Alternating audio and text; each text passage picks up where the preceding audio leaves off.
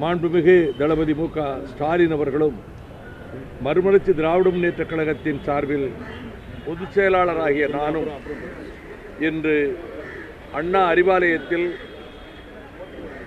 தேர்தல் தொகுதி உடன்பாடு குறித்து கலந்து பேசியதில் மறுமலர்ச்சி திராவிட முன்னேற்றக் கழகம் தமிழகத்தில் நாடாளுமன்ற தொகுதி ஒன்றும் 2019 ஜூன் மாதம் நடைபெறவுள்ள மாநிலங்களவை உறுப்பினர் தேர்தலில் ஒரு உறுப்பினரும் பங்கிட்டுக் கொள்வதென முடிவு செய்யப்பட்டது.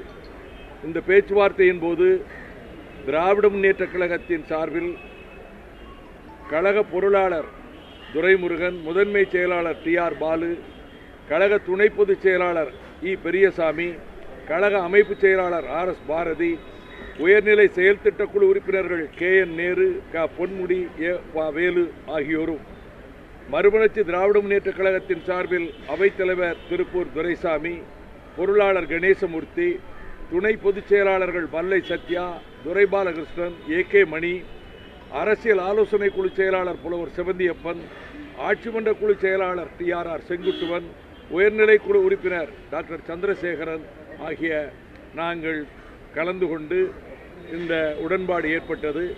மிகுந்த மகிழ்ச்சியோடு இந்த உடன்பாடு ஏற்பட்டிருப்பதோடு புதுவை உள்ளிட்ட 40 நாடாளுமன்ற தொகுதிகளிலும் திமுக தலைமையிலான கூட்டணி வெற்றி பெறுவதற்கும் 21 சட்டமன்ற தொகுதிகளுக்கும் இடைத்தேர்தல் அதோடு இணைந்து வருமானால், அது அப்பொழுது வந்தாலும் சரி எப்பொழுது வந்தாலும் சரி, அந்த தேர்தலில் அனைத்து தொகுதிகளிலும் திராவிட முன்னேற்றக் கழகத்தின் தலைமையிலான கூட்டணி வெற்றி பெற அர்ப்பணிப்போடு முழு முனைப்போடு மறுமலர்ச்சி திராவிட முன்னேற்றக் கழகம் தேர்தல் பணியாற்றுவது என்று முடிவு செய்யப்பட்டது.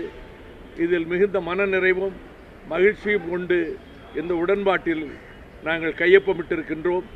நானும் திராவிட முன்னேற்றக் கழக தலைவர், எதிர்க்கட்சி தலைவர் மாண்புமிகு ஆர்வீர் சகோதரர் தளபதி மு க ஸ்டாலின் அவர்களும் இந்த உடன்பாட்டிலே கையெழுத்திட்டிருக்கிறோம். சார், எந்த தொகுதி சார்? அது பற்றியெல்லாம் இப்போ ஒன்றும் சொல்ல முடியாது. அதெல்லாம் எந்த தொகுதின்னு அதெல்லாம் ஒன்றும் சொல்ல முடியாது.